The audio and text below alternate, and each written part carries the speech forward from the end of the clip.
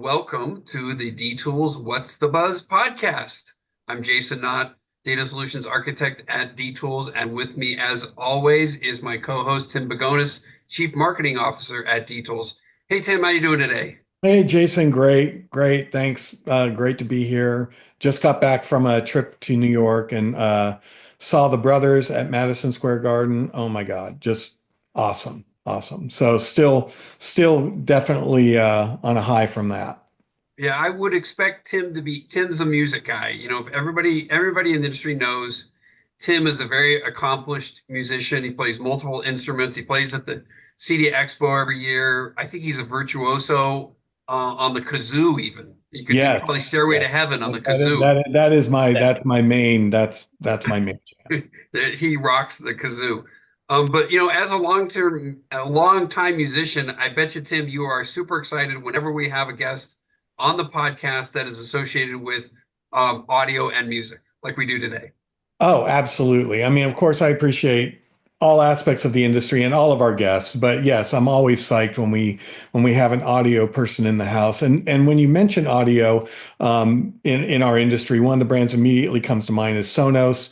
And I remember I've been with the company since 2005, and I remember our founder Adam Stone was raving about Sonos back maybe in 2007. He was talking about how he set up a multi-room audio thing using Sonos, and that was the first time I'd really heard of it. And our guest today is I'm really psyched that we have Casey Clemens, who's the senior director for Americas at Sonos, and we can talk all about it. So welcome, Casey. Thank you guys very much for having me. And Tim, I'm like you, by the way. I also have a background in music, and to me, I like wake up every day pinching myself that after all these years, I still get to be involved with music. I'm not nearly as good a musician as you are. I came to that conclusion very early on that I wasn't going to make a whole lot of money as a musician. So the fact that I get to spend my life around music is still such a blessing. Well, it's the same with me, and I appreciate the compliments, but I just love it, and I love this industry because there's so many musicians in this industry and people that really just understand and love music in all forms, and yeah, it's a blessing for us to be able to work in this industry, and it's it's always been top of mind for me, and I appreciate it every day.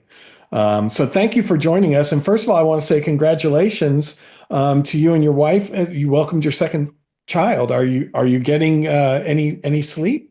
Yeah, actually, and knock on all of the wood in my entire office. Both my kids have actually been pretty good sleepers, and I'm already ready for the hate mail to come in from other new parents. So apologies if you guys start getting those emails after the show. But I've been very lucky to have two kids that are actually relatively good sleepers. Other than the fact that today our daycare is closed, it's Good Friday, so they have really been, putting me through the ringer while I try to get some work done in the background. So most days, I think they're the cutest kids in the world. Today, they're testing dad's patience a little bit. So I'm Yeah. a break to talk to both of you. Yeah, no, great. Well, thanks for being here and juggling us within your daycare responsibilities today. And one of the cool things about that Jason and I really appreciate about our friends being on the podcast is that that's really what this is. It's really our way of catching up with friends in the industry who we generally only get to see a few times a year at all the events, right? So before we get into a discussion on really what's happening in the market and what's happening at Sonos, always interested to hear the backstory. Like, tell us about your background and how you came to Sonos and how you got in the industry. Yeah, well, right off the bat, I kind of teased it a little bit. I was somebody who grew up as a musician, went to a couple years of college as a musician, as actually a music composition major. So not necessarily somebody who thought they were going to perform, but I was a young guy who looked up to the likes of John Williams, right? I wanted to write that amazing music score that everyone thinks of and gets the chills from when they listen to. True story, I was actually just playing the best of John Williams in our house the other day while my daughter was eating dinner. And I was reminded, like some of the Jurassic Park, Star Wars, all these things that came out of this man's brain. You hear some of them and the hair still stands up on your arms. So I started with a love of audio. I, like a lot of people, when they're young and need some money, decided to join a retailer. It's a small company you may have heard of called Best Buy. Started there when I was 18 years old, and I realized how quickly I gravitated towards wanting to sell speakers because they kind of moved me around a lot. I sold computers, I sold televisions, I sold video games at different points. But what I found is when I really got to start talking about speakers and the quality of sound and all that, I felt it in my bones a little bit like, oh, there's a different level of passion that I have about talking about this particular category over everything else. And of course, that makes sense given my background. Flash forward a number of years after working in retail, I had the absolute pleasure of getting to interview for the company I'm currently at. I have always said that for me, it was the easiest interview I've ever done in my life because the final question I remember getting asked in my last interview was, okay, well, why Sonos? And, it's like I was ready to jump through the phone. It's like, I'd be so lucky to come work for an audio company that I believe is kind of resetting how we all are going to experience audio in the future. And, clearly at the time, it was relatively well established in terms of a audio brand. It was nowhere near where it is today. And so I'm glad that my premonition of what this company might be, it came to pass. And 12 years later, almost 12 years later, here I am still to this day and very excited to be here. Yeah, well, we appreciate you taking time out of your day, especially with, the two kids that you're juggling and no daycare or preschool or whatever today. And so that's awesome.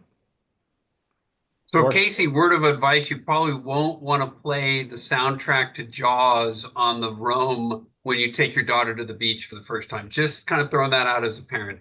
Yeah, as somebody who actually does enjoy scuba diving, though of course I only get to do it like once every 4 years, I actually do not want my daughter or my son to be scared of the water. In fact, actually tomorrow is swim lesson, so I look forward to that every Saturday. I do want my daughter and my son to be people who actually like the water so that eventually I can take them out and do cool things like that. Yeah, yeah. So that's one of the John Williams classics, of course, is the Jaws soundtrack. So let's jump into some kind of base questions first before we talk about what's going on with Sonos and the integrations channel. You guys have so many different models out there. Kind of give us just a quick review of what are some of the models that you have that are specifically targeted at the integration channel. There's never been a better time to answer that question because, of course, for the first time in our entire company history, we just launched a product exclusively for installation partners. So that's the Aero 100 Pro. I hope everyone has already heard of it at this point, but I'll say it again, Aero 100 Pro. This is actually addressing one of the number one things we've been asked for from our dealers for as long as I can remember, which is some sort of exclusive product line or exclusive product that really serves our integration partners more than just kind of the general consumer. So the Aero 100 Pro, for those that don't know, is built on that same sonic architecture of the Aero 100, which is a very good starting point for a compact speaker. We've, of course, leaned into PoE for that speaker for two reasons. One, we realize that it's actually a growing trend for dealers out there right now. But two, it has a really good value prop in terms of the cost for a dealer who's quoting out a number of all-in-one speakers.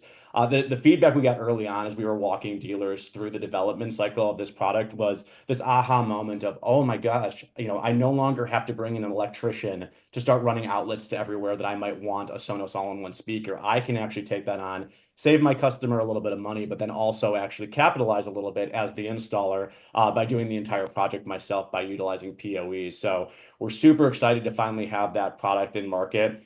I think what we're most known for, of course, would be the Sonos amp. This channel is known for multi-channel amplifiers and stereo amplifiers and distributed audio, and that's really where we got started. I remember the days of the Zone Player 100 and the Zone Player 120 back to what we were talking about earlier, the founding of Sonos. That was really where it all got started. Obviously, we have come a long way since those days, going from that to the Connect amp, now to the Sonos amp. And even though that product is almost 7 years old, it is still a powerhouse in the industry. We're incredibly privileged to have so many installers use that as kind of the base of their multi-room audio system. We always joke internally that, as goes AMP, so goes the professional channel for us, because it is that important for both us and our partners. The other cool thing that for us recently has been just seeing the adoption of Sonos architectural along with that. We know that the architectural category, as you both know very well, is a very crowded market. And so we know there are a lot of different options out there. We've been really excited to see the growth of this particular product line for us as people have really begun to adopt it and see the benefits of things like the custom DSP that's opened up by using it along with AMP. And then, of course, our in-ceiling and in-wall variants are the only speakers of that category that can actually be true played with a Sonos amp. So that has been really exciting to watch the growth of that category for us. And then lastly, I would say for this channel, we think about, amps in terms of just the sheer volumes of amps that go into homes inside the professional installation channel. But when you think about an actual category leader, it's for us, it's Arc Ultra. And that's been true all the way back to the days of Playbar. You go Playbar gets succeeded by Arc gets succeeded by Arc Ultra. And we've been incredibly lucky to have so many installation partners really lean into that product as kind of the heart of most of their media room installations. I hope both of you have heard an Arc Ultra at this point. It's one of those things that you see it side by side on the internet, and you go, oh, it looks very similar to an Arc. But Arc Ultra is our first use of sound motion technology. We're using a brand new transducer, which I would argue is one of the biggest audio breakthroughs in the last 100 years.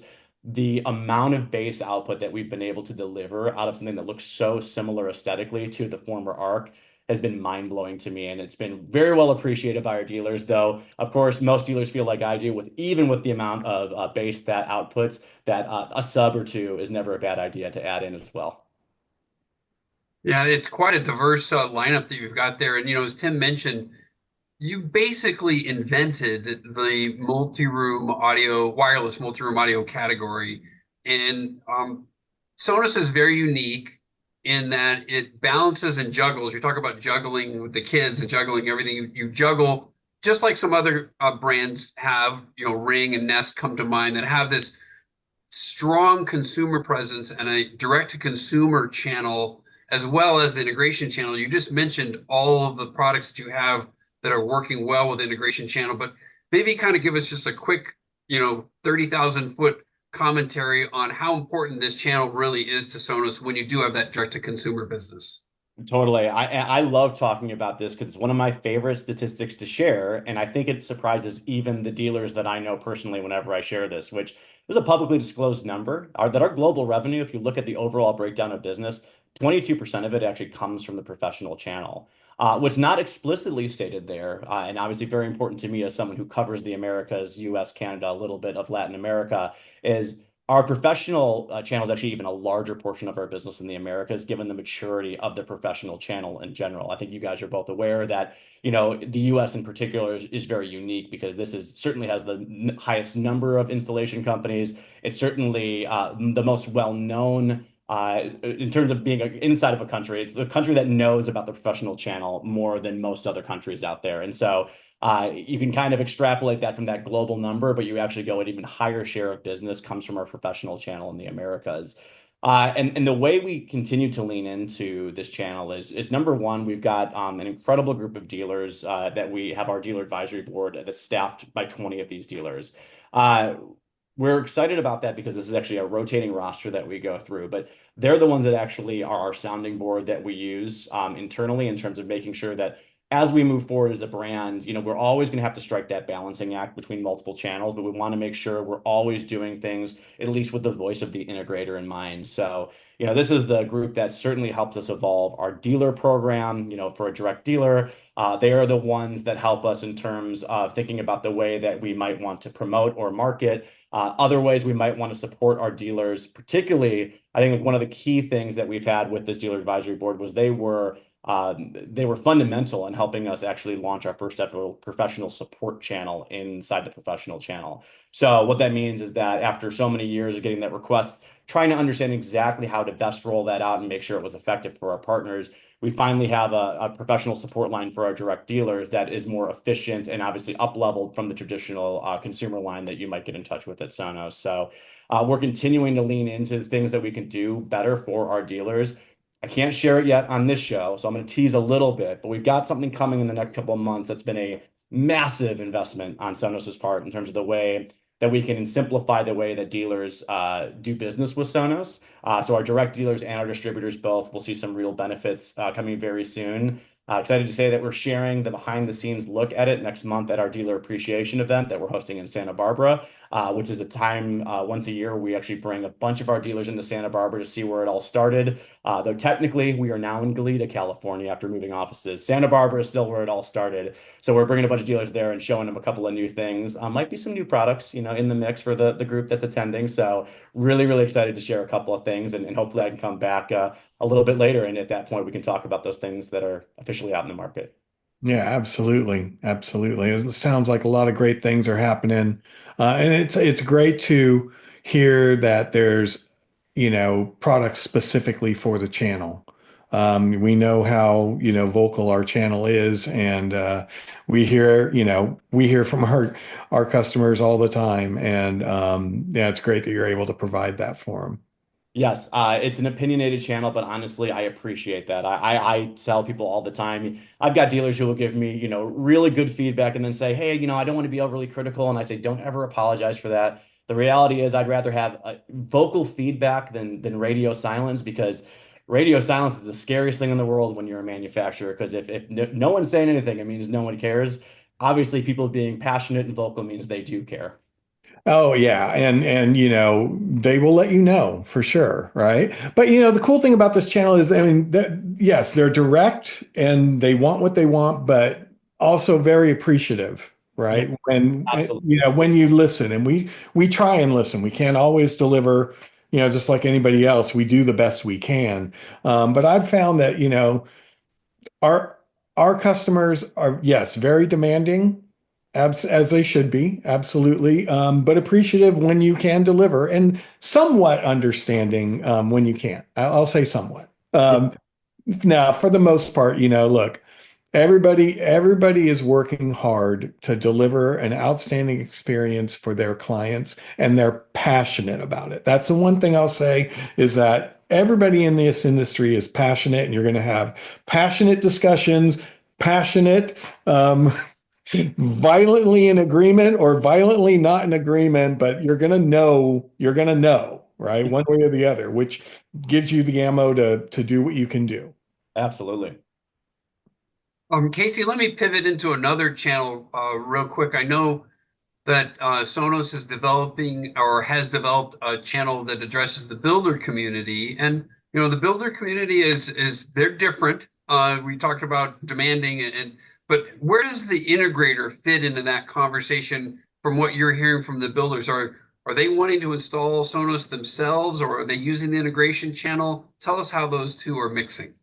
Yeah, so equally vocal in terms of a channel. I would agree with that, Jason. I think they're asking for different things. I think the priorities are slightly different than the traditional integrator, but I think that there's a middle ground, and that's really what we're trying to find for our dealers and our home builders. One of the things I've been super passionate about for so many years is that, this is an industry that really can benefit from the professional channel that we know and love. And arguably, I would say that there's a responsibility to companies like Sonos to actually be the bridge between those parties. Oftentimes I will talk to builders and they'll say, oh, well, we worked with somebody 10 years ago, but the communication wasn't good or whatever happened. And I think part of it for us is to say, look, we actually know somebody who's 5 blocks away from you, who's half a mile away, who's 5 miles down the road, that we really trust because we know they do great work and we think that they can actually elevate the type of product you're putting together as a home builder. So we've been showing up with a much bigger presence at things like, the International Builder Show, mainly to start to connect dots A and B. I've said for a long time that our number one goal is not to go work directly with home builders, right? We know there's a level of complexity there. And we know that since we don't have a team on the ground, it's actually maybe not the best way to serve a lot of these builders. The best way to do that is to actually have somebody local who has a project manager who can actually maintain a tight schedule with another building professional. And we're so fortunate at Sonos to have so many of those installation companies using our product that why not connect the dots for everybody and make sure that there's a seamless handoff between the way that we want to integrate, technology in our homes. if you can't tell, I'm passionate about this, and I'll go back a little bit, give you an anecdote about why I'm so passionate about this. So, I come from a middle class family in Illinois. So actually outside Chicago, I always say I'm a Chicagoan. I've been downtown for 20 years, but I grew up outside of the city. And I grew up in a home that very middle class home, but the one thing my parents invested in as they were putting the drywall up was, well, we should have just a couple of speakers. I think we had two in the kitchen, we had two on the patio, and then we had one in the bathroom. And even those three rooms of audio for me was like, I go back and I'm like, I can't imagine growing up in that house without music playing all the time. And, my dad is admittedly a technophobe. My mom is actually super tech savvy, even in her 70s now. But she was always, that was her priority every day, was making sure there was music playing in the house, whether that was off a 5 disc changer or whether it was just off the radio. I remember Breakfast with the Beatles playing every Sunday morning on WXRT. And it's like, I love the idea that if we really figure this out, everybody else who buys a home can kind of have that experience. It doesn't have to be 20 rooms, but can it be those 2, 3 rooms that you frequent all the time so that you always have music in your life? So anyway, outside of that anecdote, you can't tell why I'm passionate about it. One of the coolest things we've done recently is we partnered with HomeSphere, which is a company that actually manages rebates for home builders. And the reason we decided to do that is we found it's kind of a win-win-win for everybody. We've actually had a lot of really successful meetings out there with the local HomeSphere person, with a local dealer, actually again connecting our builders and our integrators together. It allows it so that we don't get into a super big price conversation right off the bat, because we also know that HomeSphere is going to take care of a little bit on the back end with the rebate. So I think it actually gives a lot of our dealers kind of an in to have this conversation. So super excited about the work that we're doing in the space. I'd say we're still in our very early days, but really excited about what's to come. I think you're on the right track there because, one of the things that builders are so anxious about is callbacks. Yes. The drywall guy doesn't have to come back, the roofer doesn't have to come back, but technology has the threat of having to be maintained. The integrator is going to be vital for that business because home builders are not necessarily, their business models are not necessarily built for an ongoing relationship with the home buyer. All right, let me move on to the last question here, but we're running out of time. And that's just talking about data in general. Obviously it's near and dear to Tim's and mine heart. D-Tools being a data collection company, that we're able to get through the software. How do you at Sonos use and analyze data to help drive the business? Well, I promise I'm not just saying this, Jason and Tim, because I'm talking to you guys, and you guys obviously love data and will nerd out over data with me. If you are a dealer and you're listening to this right now, I implore you to lean into data. I even say, like, look, if you get an industry survey, maybe it's from your favorite publication, maybe it's from a manufacturer like Sonos. I highly suggest leaning in, taking the 5, 10 minutes and being able to give us that information. We're not looking for your private information, but we're looking for information that helps us make good decisions on behalf of our partners. Uh, I can't overstate how important data is for what we do at Sonos. Everything from things that affect our dealers directly, like our dealer program, all the way to the product development cycles that we go through. I mean, our user research team pours through hours and hours and hours of data. One thing we talk about often is that we are very fortunate to be a network attached device in Sonos that we can actually see number of listening hours, what type of streaming services are being listened to, what type of codecs are being most often used by our soundbars. It actually gives us a really good picture about what our clients are doing with their product. And I would say the same should be going for all of our dealers as well. I think when we have a clearer picture of exactly what dealers are currently using, where the trends are going, it allows us to actually develop against that. Whether, again, that's something as simple as the program that you buy Sonos through, or whether that is something as like developing a product like the Era 100 Pro, or future things that we might want to do in the professional space. All of that comes down to, can we make a clear enough case for why this is going to be the right thing to put our resources towards?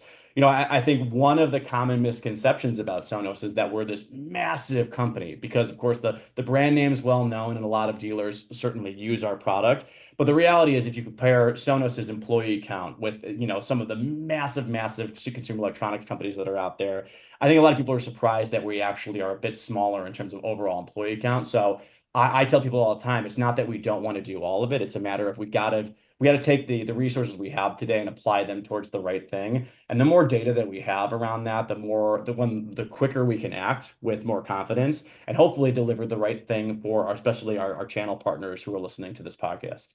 Absolutely. Amen. The more data we have and the more we can understand the whys behind what's happening, the better products we can make, you can make, our partners, and then our dealers can run better businesses. I mean, that's what we're really kind of all about here. And that's one of the great things about being in the space that we're in is we get to learn on really all sides, from our partners, from our customers, from our distributor partners, everyone, how we can help improve the lives of all of our, constituents. So Absolutely. Well said. obviously it's, we're not saving lives here, but if we can help if we can help give some people time back in their day, or we can help, them make better decisions about their business, whether it's on the partner side with our manufacturer partners or from our users, then we know we're doing the right thing.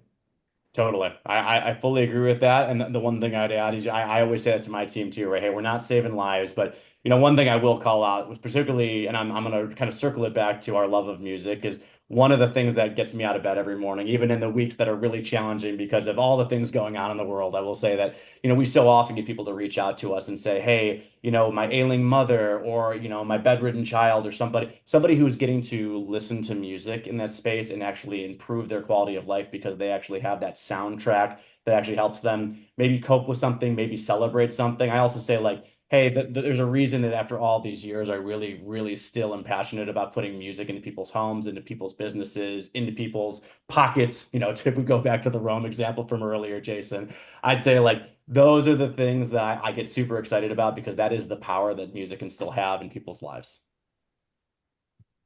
Absolutely. All right, Casey, this has been phenomenal. Great information. You tantalized our listeners with upcoming product info too. How can our listeners and or our watchers on YouTube get in touch with Sonos if they want more information?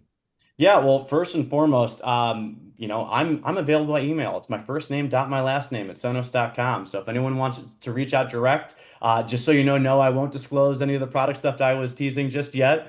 So if you send me that email, don't be surprised to get a rejection. But anything else you want to talk about, you have feedback on Sonos or the way that we're doing things, I honestly, I'm open ears, and it goes back to the point I said about data, right? Yeah, it's a sample size of one, but even sometimes that really thoughtful, constructive feedback that we can get is super useful in the way that we want to proceed as a company. So that's the first way to get a hold of me. Otherwise, of course, going to our website, making sure you're aware of all the newest products, and then of course our social handles on Instagram, on Facebook. You can find us there on LinkedIn. Sonos, you know the name. It's easy to spell, Sonos. Same upside down and right side up in case you've never turned a play bar upside down. Nice. Well, Casey, thank you so much for joining us today. It was an awesome conversation. And I guess we'll look forward to seeing you at the next event. And then we'll have you come back on. You can tell us all the scoop on the new stuff. Love it. All right. Well, I really appreciate the time today, guys. Thank you guys for doing this. You bet. All right, and a reminder for everybody to hit the like button and the subscribe button if you're watching us on the YouTube channel. If you are wherever you're downloading your podcast, whether it's Spotify or Apple or whatever platform you use, please make sure you download the D Tools What's the Buzz podcast and don't miss a single episode. And thank you very much.